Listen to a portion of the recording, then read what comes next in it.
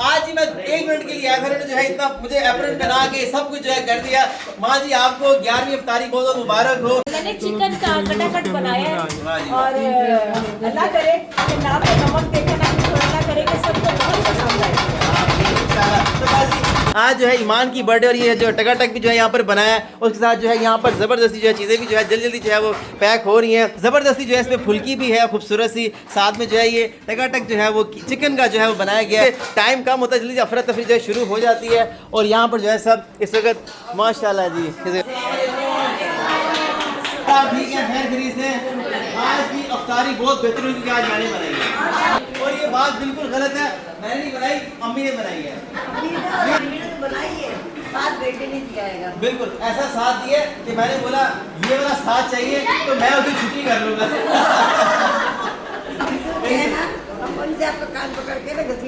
हाँ बिल्कुल। तो इस वीडियो को ज़्यादा शेयर कीजिए और इस रमज़ान अपनी ज़कात याद माँ को जरूर याद रखिएगा।